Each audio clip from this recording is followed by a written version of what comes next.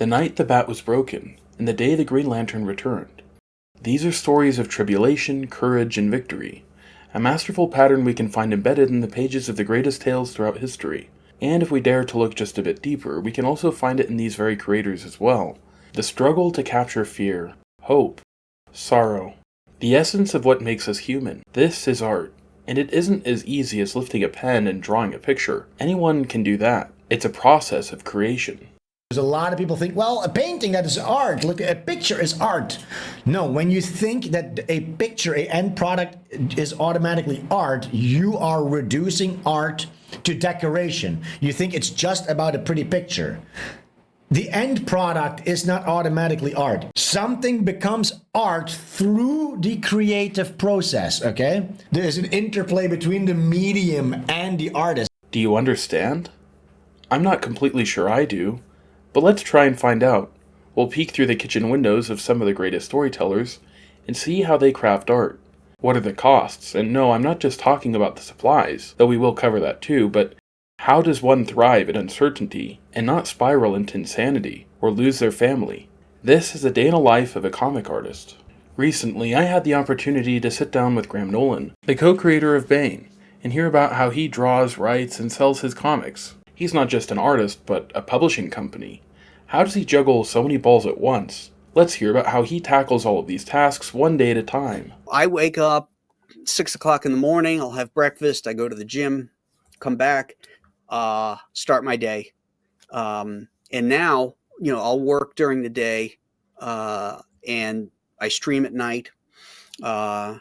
Some days I have to take time out to create assets for either campaigns or to advertise an existing campaign like Escape from Monster Island, which is, in demand right now. And so, I try to kick around ideas and create assets to, get new eyes on the project and that kind of stuff. Then at night, Mondays are the King's Night. Tuesdays is the Professionals, and then Wednesdays is my Star Trek show, The Landing Party. And then Thursday night, I like to just, grab a bite to eat at our local pub with my wife and just chill on Thursday night. Yeah, if you've done that, might be the most impressive. That's my. I agree.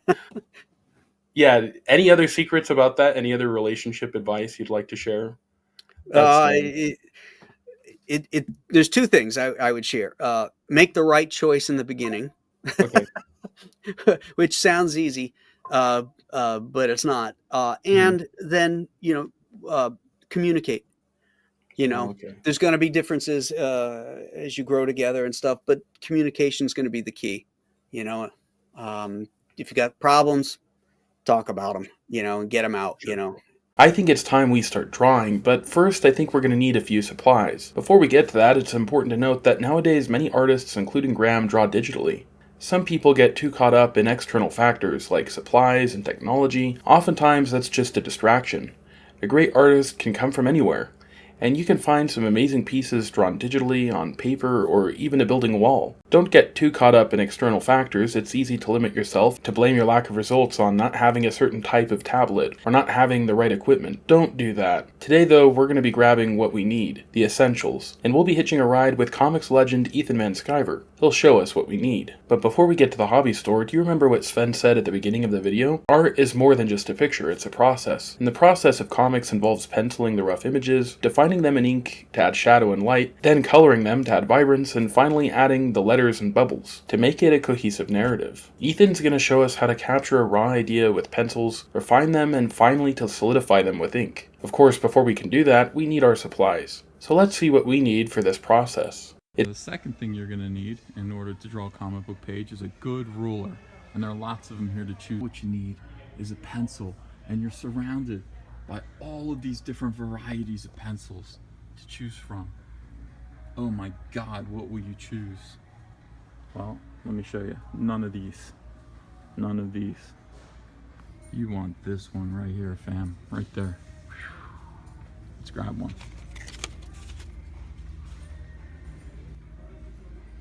Yeah, so this is a beautiful Staedtler lead holder, and this is actually the exact same pencil that I use right now.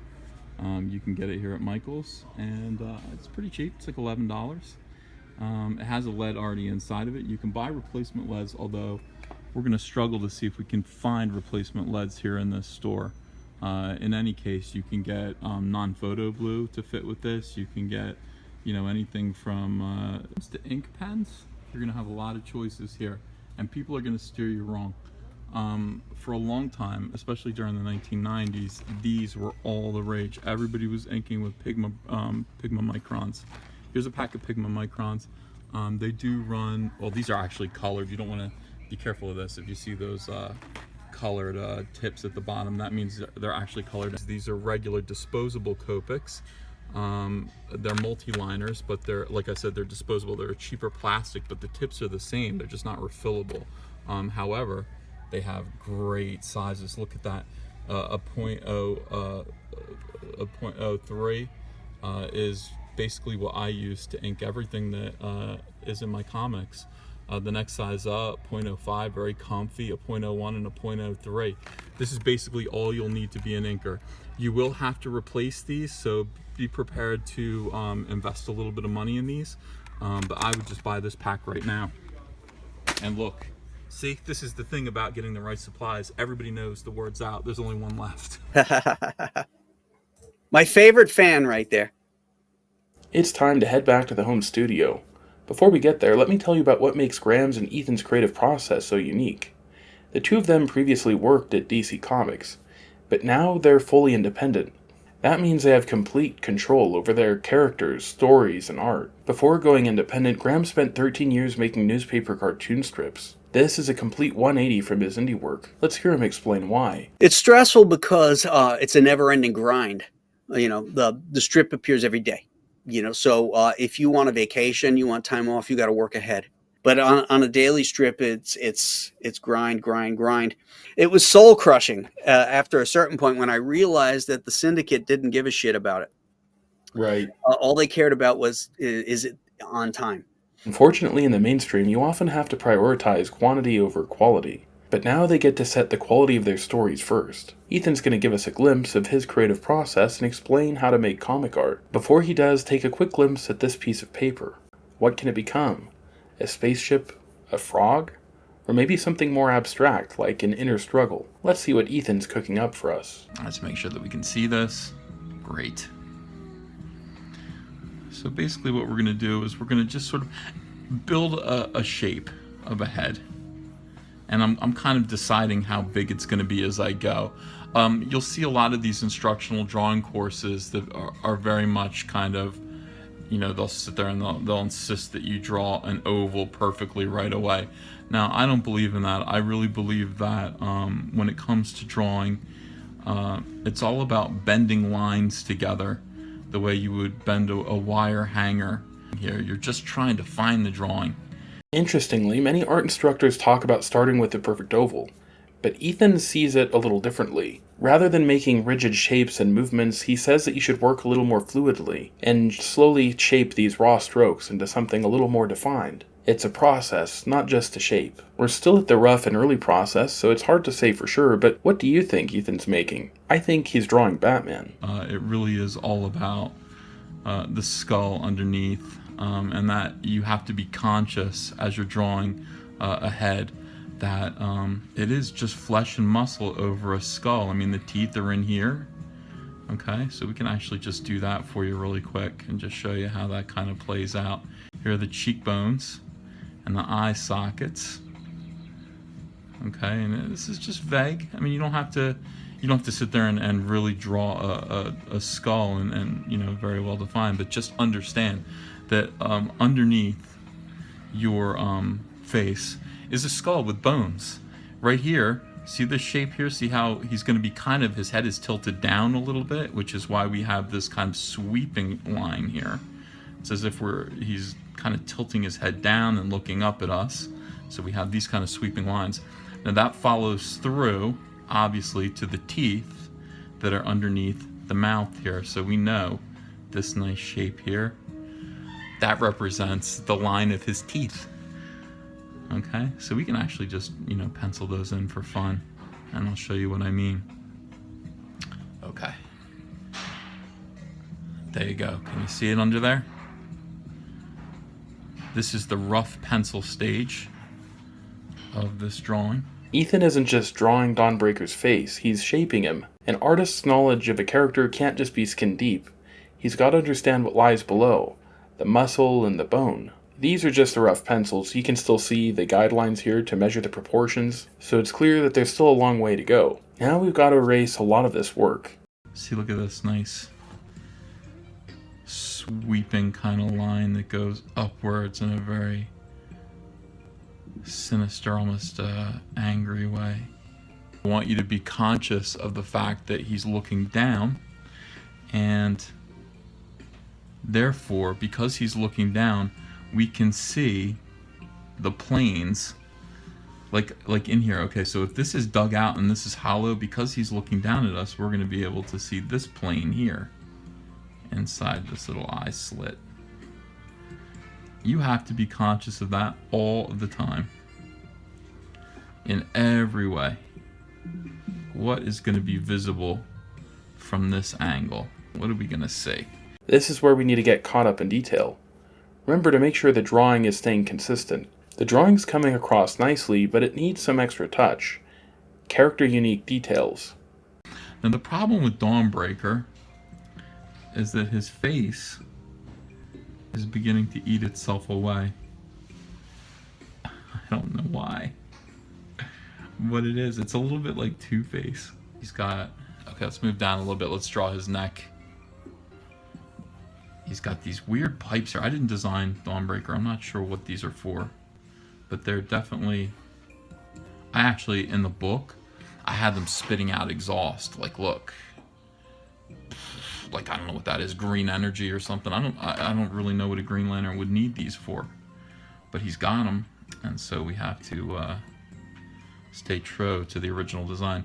So you draw the black area, the area that you would like blacked in, and you can even do this kind of thing. Like here, let's make him scowling. You can draw these lines here, and he'll know, the inker will know to use negative, use white there. All right, so we just put X's, and that is the universal symbol for make this area black. Now, some pencilers will trust their inker quite a lot, and you know, they'll just sort of indicate things with pencil and then just X, X, X, and a good inker is going to know what to do with this kind of situation here. I would appreciate. Look what Ethan managed to find on this blank piece of paper. By tugging and pulling with these strokes, he shaped the Dawnbreaker. Next, let's see how his inks will set this image into stone. Remember, art isn't just a picture, it's a story, and Ethan's trying to capture that in every step of the creative process. Soon we'll watch as Ethan finds Dawnbreaker's texture and finer details utilizing only black and white ink. And just as dark and light will be the key into shaping this image, the stories of creators are also marked with darkness and light. We've been watching Ethan show some of the joys of creation, but there are some challenges too. As we previously discussed, both Ethan and Graham are independent, and while that gives them complete artistic control, it means that they also lose financial control and no longer have a guaranteed check. This turbulence isn't new. It's caused a lot of struggle for many great artists throughout history. Talent and skill won't guarantee sales. Van Gogh, considered one of the greatest artists today, was actually only able to sell a few paintings in his lifetime, and he suffered greatly with depression. But the turbulence of art doesn't just affect artists, but also their families too. Because my wife will tell you it's very difficult never knowing where, when the next check is coming in. But fortunately, I was lucky enough to have contracts. For 10 years, I either had what was called a term contract, which would mean like, okay, you're on Hawk World, you have this term contract for 12 issues, so 1 year. Right. And then you get a signing bonus, that type of thing. But then that put me ahead of the game as far as, finances, knowing that, I had work instead of the traditional freelancing gig where, as you're finishing up a book, if you don't have anything lined up for the next one, you're not really thinking about that book you're finishing. You're thinking about where's the next thing, This leads one to wonder, how do you manage to juggle the current projects with up-and-coming work? That way you don't work yourself out of a job. The hard thing for me is balancing what I want to do with what I have to do. I get ideas all the time and I write them down. And I'm like, oh, wow, that would be really cool. If I could clone myself, I could have 4 books out right now. And they're all on my schedule to do down the road, but it's just going to take time to get to them. If I have a project that hasn't fulfilled yet, then that's priority 1, is to get Okay. the artwork done for that.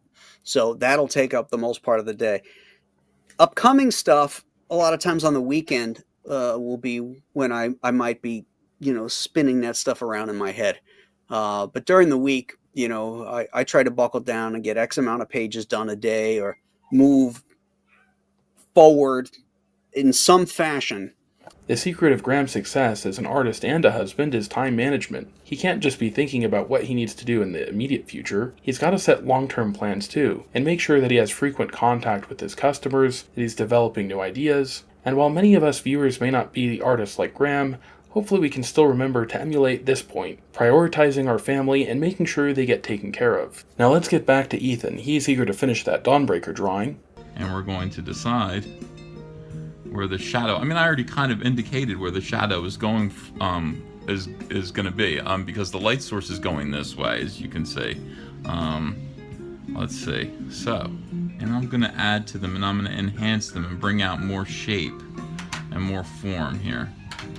We're going to get rid of this shadow, because I think that was a poor decision on the penciler's part. The penciler was me. And the thing about these pens is it's all about pressure. They're almost felt tip, and so basically they can do what you want them to do.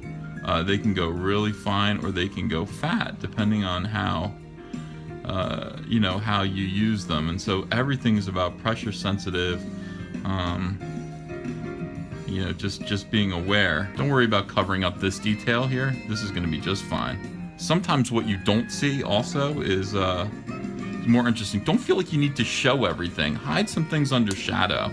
And then we're going to do crosshatch. Now, the thing about crosshatch is you want to start using kind of 45-degree angles against the first lines that you put down. These are also parallel to one another. And basically what we're going to do is we're going to kind of try to build off of the black there. And now what we have is a nice gradiated, is that a word? Gradient shadow that goes from this side to this side, and it becomes kind of a nice, more interesting kind of gray. Now you're working with black and white here, basically. You have the white of the page, and you have your black ink, and so your job is to find as many textures as you can using those just simple 2 colors to make the piece more interesting. Let's get in here and let's mess with these teeth. Shadows. Remember, light source is heavy. This is an edge here. This is projecting shadow downward. And always just remember, start thinking about things in 3 dimensions, and start thinking, know where your light source is, and then just make sure that you follow that through wherever you go. Now, that's casting a shadow there. How is it going to affect everything else? How is it going to affect under this cheek here? And I've already the penciler has already indicated that there's going to be a heavy shadow under this cheek where it's kind of collapsing inwards. I'm going to go ahead and just do the outline of his head now. Let's just take a fatter line. Now, everything is about line weights. So, here's the other thing. Again, the light is coming this way, which means that the line on this side is going to be heavier than the line on this side, okay? Because the light is hitting this side. So we don't want this side to be very thick. We want it to be kind of thin. And over here, the same thing will follow. This will be lighter, and this will be heavier, okay? So we're going to go ahead and be kind of bold with our line here. And then on this side, well, let's do this side first. Another bold line. As heavy as we can make it by pushing down that pen. And I'll go ahead and do this. You don't want everything on both sides to be the same, because that's just not the way people's faces work. They're rarely perfectly symmetrical when it comes to the way they wrinkle, when you're expressing and emoting. So feel free to just kind of do whatever you want to do there. And look at that, we've got that done. That's when we bring out the Faber-Castell Pitt Artist Big Brush Pen, and we're gonna go in and fill in that whole area. This is I always like it. It's satisfying.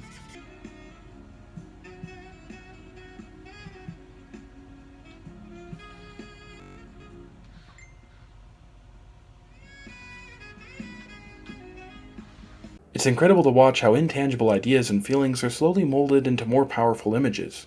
Creating an amazing work of art isn't easy, and as Graham mentioned, it's soul-crushing to prioritize quantity over quality. To me, it seems art is like a pearl. Just as sand is slowly polished into a gem, crude lines are slowly shaped into something vibrant. Sven Stoffel mentioned that art is an interplay between the artist and the medium. There's also an interplay between the viewer and the creation. I think that what artists enjoy the most is seeing how their work affects their fans. This is one of Graham's favorite parts too. Look at this letter he got from a reader. Ah, my favorite fan right there. I love getting feedback too. Comment and let me know what you learned from Graham and Ethan. And if you enjoyed this video, make sure to smash the like button and subscribe. Graham's currently working on a new comic book, Escape from Monster Island. All of America read Terry and the Pirates. All of America read Buzz Sawyer. Mm-hmm. Kids, adults, old people. It was stuff that you could enjoy on different levels at different ages. That's what a really good all ages comic is about. It's not talking down to the kids, because nothing has a stink on it worse than a comic that's supposed to be for kids. The kids will smell that a mile away. That's what Monster Island was about, was to do that kind of thing, and have it be a throwback that kids could read and adults could read and enjoy on different levels. And I think that's the product that has to be offered to the younger generations now, to get them interested in reading and into comics. Back Monster Island. How about that?